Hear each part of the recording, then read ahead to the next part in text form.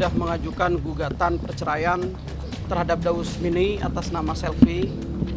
Dan alhamdulillah prosesnya sudah selesai, administrasinya sudah selesai. Besok sudah ada proses administrasi dari pengadilan dan tinggal kita nunggu panggilan. Ya, alasannya banyak. Selama menjalankan rumah tangga ini ada aja cocoknya selain dari orang tua, dan ada yang menyakiti hati aku juga, yaitu ada perempuan lain juga. Tahunnya hampir setahun yang lalu. Mungkin udah dikuatin, udah dipertahanin juga rumah tangganya. Udah aku kasih kesempatan untuk berubah, tapi memang udah nggak ada yang harus dipertahankan. Saya pastikan kalau itu enggak. Enggak.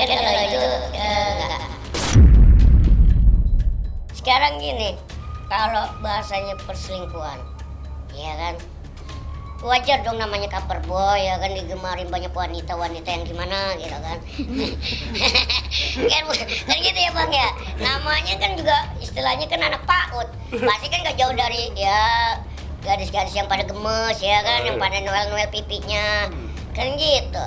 Kok kemarin aja waktu di podcastnya salah satu YouTube ya kan, itu saat ditanya Bang ya, itu ada pihak orang ketiga, enggak ada. Kok kenapa sekarang pembahasannya tentang perselingkuhan? Artinya itu tidak pernah ada, itu diada-adain, tapi tidak apa-apa. Kami juga belum memperoleh gugatannya. Manakala kami sudah memperoleh gugatannya, kami akan menjawab satu persatu secara detail. Bahkan apa yang kami dalilkan, kami pastikan bisa kami buktikan. Ya kalau saya mah, yang namanya keramat kuda istilahnya dibuat seperti ini, ya kita ikutin aja alurnya ya Bang ya. Tapi sudah yakin untuk bercerai? Ya, sudah. Nah, saya pikir nggak ada Gitu loh. hal yang paling mudah ketika kedua belah pihak itu sudah sama-sama memutuskan untuk mereka mengambil keputusan bercerai. Daus sempat mengaku kalau memang ada orang ketiga. Sebenarnya untuk bukti atau saksi-saksi itu kita bisa nanti sampaikan di persidangan, dan teman-teman pun juga pasti tahu ini nanti. Nah sekarang intinya Selfie sudah menggugat Daus ini. Yang pertama memang karena ada orang ketiga, memang pastinya ada bukti, tapi bukti itu nantilah kata teman-teman. Yang kedua, Selfie itu terlalu sakit gara-gara Daus ini tidak hormat kepada orang tua, yaitu bapaknya. Mulai dari awal tidak sapa, tidak salim, dan kata-katanya juga ada yang kasar juga gitu. Itu yang membuat sakit hati Selfie. Maka Selfie memberanikan menggugat. Astagfirullahaladzim, kok dijolimi begitu gitu loh Bang. Ntar Daus nangis sakit acting. Daus bingung, makanya capek. Apa gitu loh, terus bangga gitu. Masalah pribadi konsumsi ke publik gak penting gitu loh. Yang jalanin tuh lu sama gua, istilah kasarnya. Mungkin dia shock, emang udah takdirnya harus ketahuan juga. Namanya bangke pasti ketahuan kan gitu, apalagi perselingkuhan ini.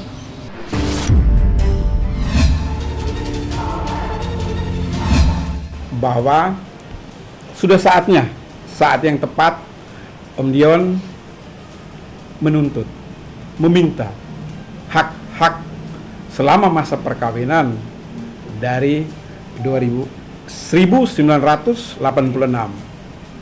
Jadi apa yang menjadi hak Om Dion tentunya yang kami perjuangkan di sini. Nggak ada ini, belum ada respon Ya. Jadi begini. Jadi begini, menyangkut ada dan tidaknya pembicaraan itu, yang terakhir itu Om Dion waktu undang saya ya. Waktu undang saya itu Om Dion katakan bahwa saya sudah mencoba berkomunikasi dengan Ibu Rita, namun tidak ada respon yang baik. Belum ada respon, sehingga saya ada beberapa kali itu saya memberi kesempatan ya, ruang kesempatan, sampai dengan saat ini akhirnya kita mengambil langkah pada malam hari ini bertemu teman-teman, karena ini paling lambat itu hari Rabu sudah didaftarkan gugatan ini. Jadi biarlah negara yang memutuskan, daripada Om Dion sudah usia seperti gini harus bolak-balik, harus telepon kanan kiri, ya sudahlah. Kebetulan Om Dion bertemu dengan kami sebagai kuasa hukum dan memberi kuasa, kita tentunya lewat pengadilan lebih pasti di sana. Jadi saat itu tidak pernah ada perjanjian, hanya tahu menikah aja saat itu. Dan selesai pun Om Dion terakhir masih ngomong tapi Bu Ritanya tidak merespon. Jadi intisarinya seperti itu. Orang dua ini bertemu nggak ada solusi. Miliaran lah. Kalau nggak miliaran nggak mungkin lah Om datang sini. Om ini kan punya aset besar. Waduh, belum tercatat semua itu, nanti Pak Erles yang tahu semuanya, karena saya tidak tahu semua jumlah aset itu bagaimana begitu loh. Agak banyak kayaknya, ya. Ada beberapa rumah, hotel, tahu apalah, nanti lihat aja. Ada beberapa rumah, hotel, tahu apalah, nanti lihat aja. Rumah yang Cempaka Putih ya. PH dan rumah itu.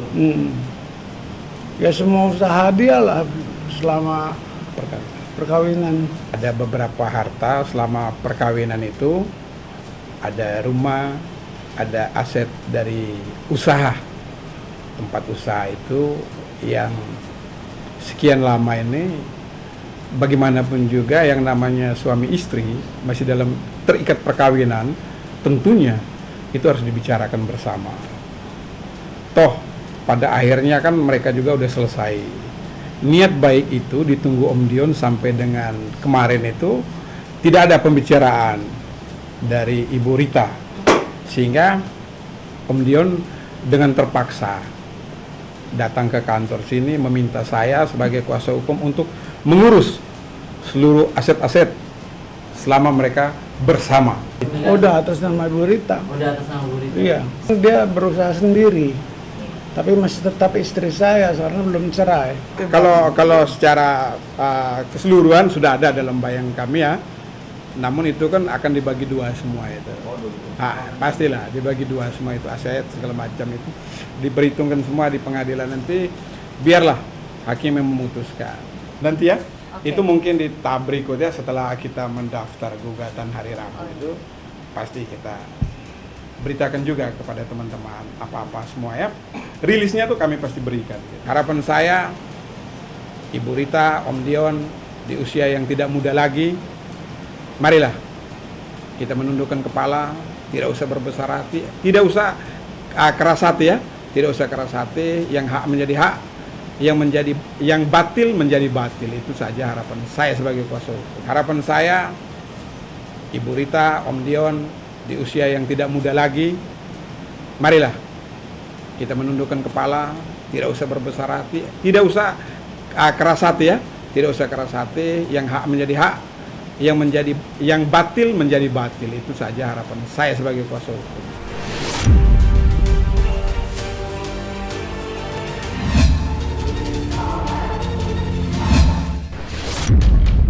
Artinya kalau kakak saya menikah, itu pasti yang pertama kali tahu adalah saya. Karena yang bisa menikahkan adalah saya. Jadi kalau saya tidak tahu, ya menurut saya berita ini agak lucu ya. Kalau memang itu menikah kan berarti yang bisa menikahkan kan saya kan. Nah kalau saya tidak merasa menikahkan, ya berarti bisa simpulkan bahwa itu tidak benar gitu. Siapa yang menikahkan? Masa orang lain yang menikahkan? Yang berhak menikahkan kan saya gitu. Menikahi seorang janda kan nggak butuh wali. Hukum Islam coba belajar. Menikahi seorang janda tidak perlu wali, tidak perlu persetujuan. Kalaupun benar beliau menikah, ya nggak apa-apa, kita doakan sakinah mawaddah rahmah. Masa seorang janda nggak boleh nikah? Boleh kan dengan siapa saja yang dia mau. Sekarang saya mau tanya gitu. kenapa ini dipermasalahkan gitu. Memang bedanya Umi Yuni menikah dan tidak menikah itu apa gitu. Kan beliau sudah janda, ya kan, ditinggal suami. Pertanyaan saya, boleh nggak seorang janda ditinggal mati oleh suaminya menikah lagi dalam Islam? Boleh nggak? Boleh kan? Nah, berarti kan sesuatu yang lumrah begitu. Tapi kenapa itu yang dikait-kaitkan dengan masalah azikra yang mengenai wakaf gitu?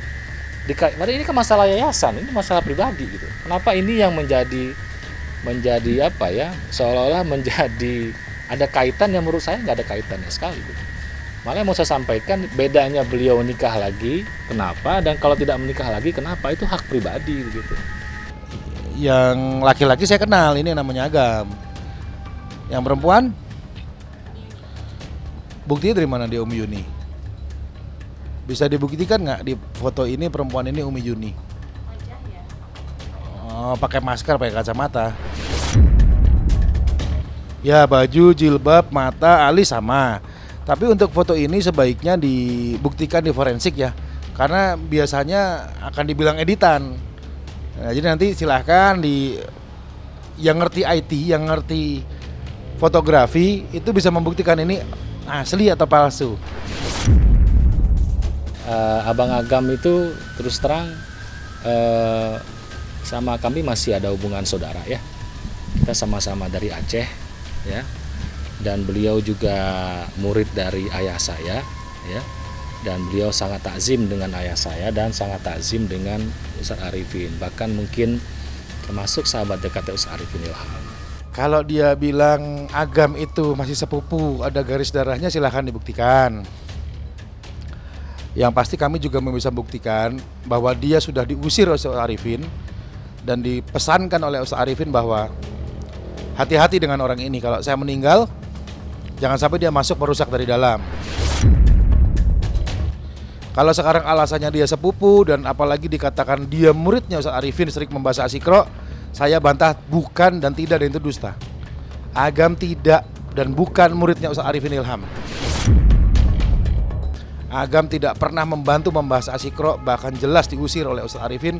Saya bisa saksinya langsung ibu kandungnya Ustadz Arifin, adik kandungnya Ustadz Arifin, para ustadz, asatid dan orang-orang lama yang di sana.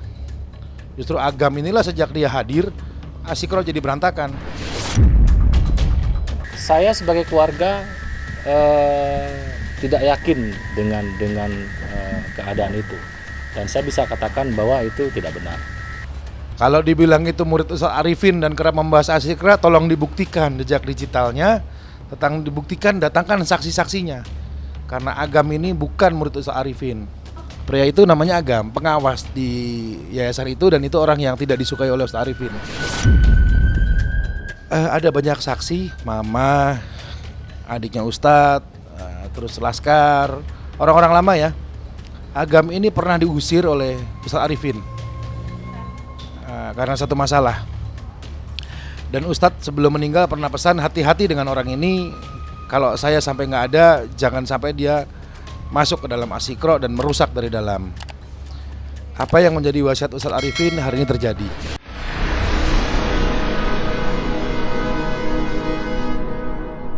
Jadi jangan lupa untuk subscribe Cumi Cumi. Ditekan ya tombol lonceng merahnya.